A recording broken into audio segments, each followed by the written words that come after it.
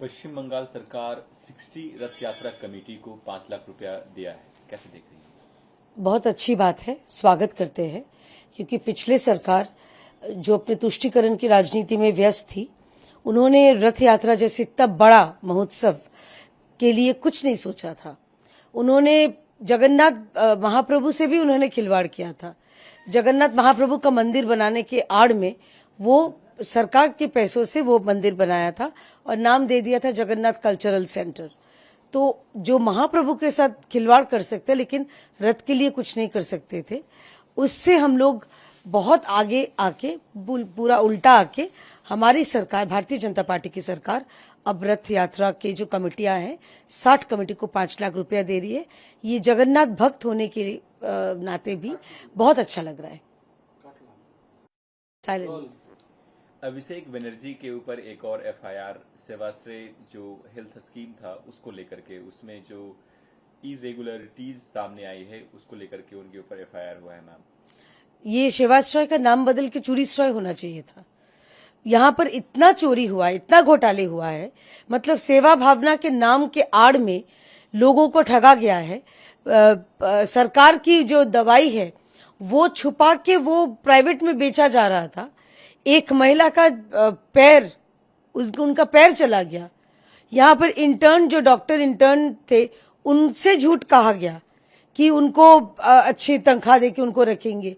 मतलब तृणमूल माने चोर, ये कितने बार तृणमूल वाले खुद प्रमाण करेंगे। बुआ भतीजे का पार्टी में सिर्फ चोरी, सिर्फ घोटाले, सिर्फ लोगों से लूटना। तो ये एक एफआईआर की, उनके ऊपर 10 एफआईआर होना चाहिए और इनको अभिषेक बनर्जी को जवाब देना चाहिए कि क्या हुआ था। और सबसे बड़ी बात है, ये डायमंड हार्बर मॉडल था क्या, जिनके बारे में अभिषेक बनर्जी बहुत लंबे चौड़े वो लेक्चर देते थे। तो डायमंड हार्बर मॉडल यानी ही चोरी, डायमंड हार्बर मॉडल मतलब वहां पर घोटाला, डायमंड हार्बर मॉडल मतलब लोगों को डराना, धमकाना और उनको पुष्पा मॉडल जैसा था, झुकेगा नहीं, वैसा मॉडल।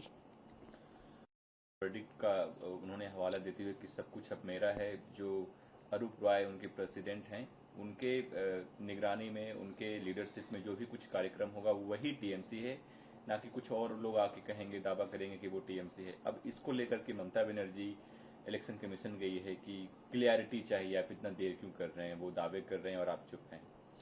ममता बनर्जी को डर है कि उनका इतना सालों का जो बसे बसाया जो पार्टी या उनका जो नेतृत्व है वो खतरे में है। ममता बनर्जी ऐसे नेत्री है जो जिनको अपने पार्टी के कार्यकर्ता, अपने पार्टी के विधायक, अपने पार्टी के सांसद, अपने पार्टी के नेता उनको नेत्री नहीं मान रही है। तो लगातार 2-2 बार हार जाने के बाद और पूरा पार्टी खत्म हो जाने के बाद ममता बनर्जी को अब डर है कि उनके हाथ में जो है पार्टी का सिंबल वो चला नहीं जाए। तो ये चुनाव आयोग का निर्णय है। ये सम्मानीय कोर्ट जो फैसला सुनाएगी, ये फैसला मेरे ख्याल से तृणमूल के बनर्जी वर्सेस बनर्जी में जो बनर्जी जीतेगा या जो बनर्जी हारेंगे, सभी को मान लेना चाहिए। क्योंकि वो तो जा रहे चुनाव आयोग, जा रहे हाई कोर्ट या सुप्रीम कोर्ट, कुछ भी बोल दीजिए, तो वहां पर फैसला सुनाएगी चुनाव आयोग, नहीं तो आदरणीय कोर्ट। टीएमसी वर्सेस टीएमसी 21 जुलाई जो शहीद दिवस है उसको लेकर के भी दिख रहा है, क्योंकि ऋतुव्रता बनर्जी का जो टीएमसी है उनको परमिशन मिल गया है इस कार्यक्रम के लिए, लेकिन ममता बनर्जी अभी भी इंतजार कर रही हैं और सरकार पे आरोप भी लगा रही हैं कि ये कहीं ना कहीं पक्षपात कर रहे हैं, असल टीएमसी मैं हूं और परमिशन किसी और को मिल गया। ममता बनर्जी ने कहा है कि कोलकाता चलो, इसका क्या मतलब हुआ? वो कोलकाता या सारा पश्चिम बंगाल को फिर से तहस नहस करना चाहती है एक वर्किंग डे में, या वो दिखाना चाहती है कि मैं ही असल टीएमसी हूं, मेरे पास कार्यकर्ता है या मेरे पास समर्थक है। ये तो लड़ाई है उनके बीच, दोनों के बीच। जो प्रशासन जिनको अनुमति देगी वो करेंगे। लेकिन ममता बनर्जी जब वो सत्ता में थी, ये 21 जुलाई का जो मंच था, उन्होंने तो उसको बीजेपी गाली दे रहा मंच बना दिया था। उन्होंने तो उसको पगलू डांस का मंच बना दिया था। अब सोचिए, जो शहीद मरे थे उस दिन 21 जुलाई, तब ममता बनर्जी कांग्रेस में थी, वो हाईजैक करके तृणमूल कांग्रेस में ले आई ये पूरा प्रोग्राम। अब उनका जब दोनों गुट में जो मारामारी बोल रही है, क्या खींचातानी बोलिए, कुछ भी बोलिए, हो रहा है, तो ममता बनर्जी अब ये सब कर रही है। पहली बात यह है कि ममता बनर्जी जी कितने बार पिछले 3 सालों में कितने बार ये शहीद दिवस के दिन शहीदों को श्रद्धांजलि निवेदन किया था, कुछ नहीं किया था। उन्होंने सिर्फ बीजेपी को गाली दिया, पागलू डांस का मंच बनाया और सीरियल के जो तमाम एक्ट्रेसेस एक्टर थे उनको मंच पे बैठा के लोगों को मतलब ये करना चाहते थे कि देखो मेरे साथ सारे सीरियल के लोग हैं, आप लोग भी वोट दो हमें। तो ममता बनर्जी पूरा जो 21 जुलाई को जो एक सीरियस घटना, जो एक दुखद घटना, उसका पूरा वो राजनीतिकरण कर दिया था उन्होंने। और उसको सिर्फ राजनीतिकरण नहीं, श्रद्धा की बात नहीं था, वो बिल्कुल एक मजे, एक ग्लैमर, ये सब का मंच हुआ करता था। तो उस के जगह जो भी करेंगे उनसे आशा रखती हूं कि सचमुच जो शहीद मारे गए थे उनके प्रति श्रद्धांजलि आप निवेदन करें। बाकी तो पुलिस प्रशासन जानती है। बहुत अच्छी बात है, स्वागत करते हैं, क्योंकि पिछले सरकार जो अपने तुष्टीकरण की राजनीति में व्यस्त थी, उन्होंने रथ यात्रा जैसे इतना बड़ा महोत्सव के लिए कुछ नहीं सोचा था। उन्होंने जगन्नाथ महाप्रभु से भी उन्होंने खिलवाड़ किया था। जगन्नाथ महाप्रभु का मंदिर बनाने के आड़ में वो सरकार के पैसों से वो मंदिर बनाया था और नाम दे दिया था जगन्नाथ कल्चरल सेंटर। तो जो महाप्रभु के साथ खिलवाड़ कर सकते लेकिन रथ के लिए कुछ नहीं कर सकते थे, उससे हम लोग बहुत आगे आके पूरा उल्टा आके हमारी सरकार, भारतीय जनता पार्टी की सरकार, अब रथ यात्रा के जो कमेटियां हैं 60 कमेटी को 5 लाख रुपया दे रही है। ये जगन्नाथ भक्त होने के नाते भी बहुत अच्छा लग रहा है। साइलेंट। अभिषेक बनर्जी के ऊपर एक और एफआईआर सेवाश्रय जो हेल्थ स्कीम था उसको लेकर के, उसमें जो इरेगुलरिटीज सामने आई है उसको लेकर के उनके ऊपर एफआईआर हुआ है। मैम, ये सेवाश्रय का नाम बदल के चूड़ीश्रय होना चाहिए था। यहाँ पर इतना चोरी हुआ, इतना घोटाले हुआ है, मतलब सेवा भावना के नाम के आड़ में लोगों को ठगा गया है। सरकार की जो दवाई है वो छुपा के वो प्राइवेट में बेचा जा रहा था। एक महिला का पैर, उनका पैर चला गया।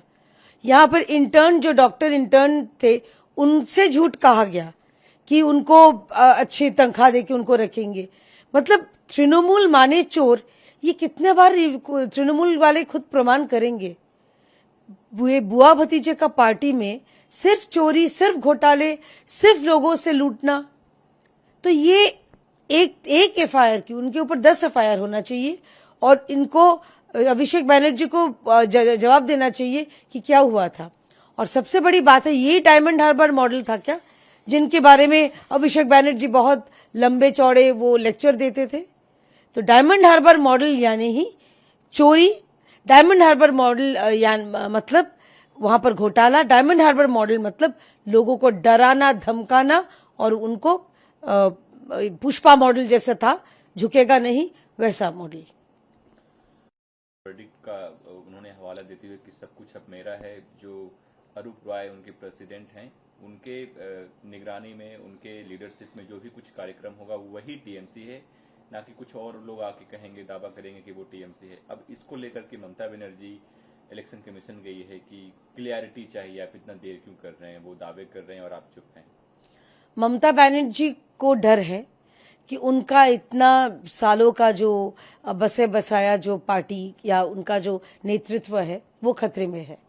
ममता बनर्जी ऐसे नेत्री है जिनको अपने पार्टी के कार्यकर्ता, अपने पार्टी के विधायक, अपने पार्टी के सांसद, अपने पार्टी के नेता उनको नेत्री नहीं मान रही है।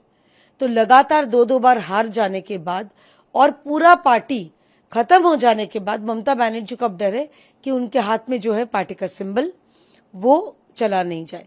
तो ये चुनाव आयोग का निर्णय है। ये सम्मानीय कोर्ट जो फैसला सुनाएगी, ये फैसला मेरे ख्याल से तृणमूल के बनर्जी वर्सेस बनर्जी में जो बनर्जी जीतेगा या जो बनर्जी हारेंगे, सभी को मान लेना चाहिए। क्योंकि वो तो जा रहे चुनाव आयोग, जा रहे हाई कोर्ट या सुप्रीम कोर्ट, कुछ भी बोल दीजिए, तो वहां पर फैसला सुनाएगी चुनाव आयोग, नहीं तो आदरणीय कोर्ट। टीएमसी वर्सेस टीएमसी 21 जुलाई जो शहीद दिवस है उसको लेकर के भी दिख रहा है, क्योंकि ऋतुव्रता बनर्जी का जो टीएमसी है उनको परमिशन मिल गया है इस कार्यक्रम के लिए, लेकिन ममता बनर्जी अभी भी इंतजार कर रही हैं और सरकार पे आरोप भी लगा रही हैं कि ये कहीं ना कहीं पक्षपात कर रहे हैं, असल टीएमसी मैं हूं और परमिशन किसी और को मिल गया। ममता बनर्जी ने कहा है कि कोलकाता चलो, इसका क्या मतलब हुआ? वो कोलकाता या सारा पश्चिम बंगाल को फिर से तहस नहस करना चाहती है एक वर्किंग डे में, या वो दिखाना चाहती है कि मैं ही असल टीएमसी हूं, मेरे पास कार्यकर्ता है या मेरे पास समर्थक है? ये तो लड़ाई है उनके बीच, दोनों के बीच। जो प्रशासन जिनको अनुमति देगी वो करेंगे, लेकिन ममता बनर्जी जब वो सत्ता में थी, ये 21 जुलाई का जो मंच था, उन्होंने तो उसको बीजेपी गाली दे रहा मंच बना दिया था, उन्होंने तो उसको पगलू डांस का मंच बना दिया था। अब सोचिए, जो शहीद मरे थे उस दिन 21 जुलाई, तब ममता बनर्जी कांग्रेस में थी, वो हाईजैक करके तृणमूल कांग्रेस में ले आई ये पूरा प्रोग्राम। अब उनका जब दोनों गुट में जो मारामारी बोल रही है, क्या खींचातानी बोलिए, कुछ भी बोलिए, हो रहा है, तो ममता बनर्जी अब ये सब कर रही है। पहली बात यह है कि ममता बनर्जी जी कितने बार पिछले 3 सालों में कितने बार ये शहीद दिवस के दिन शहीदों को श्रद्धांजलि निवेदन किया था? कुछ नहीं किया था। उन्होंने सिर्फ बीजेपी को गाली दिया, पगलू डांस का मंच बनाया और सीरियल के जो तमाम एक्टर थे उनको मंच पे बैठा के लोगों को मतलब ये करना चाहते थे कि देखो मेरे साथ सारे सीरियल के लोग हैं, आप लोग भी वोट दो हमें। तो ममता बनर्जी पूरा जो 21 जुलाई को जो एक सीरियस घटना, जो एक दुखद घटना, उसका पूरा वो राजनीतिकरण कर दिया था उन्होंने। और उसको सिर्फ राजनीतिकरण नहीं, श्रद्धा की बात नहीं था, वो बिल्कुल एक मजे, एक ग्लैमर, ये सब का मंच हुआ करता था। तो उस के जगह जो भी करेंगे, उनसे आशा रखती हूं कि सचमुच जो शहीद मारे गए थे उनके प्रति श्रद्धांजलि आप निवेदन करें। बाकी तो पुलिस प्रशासन जानती है। ठीक है।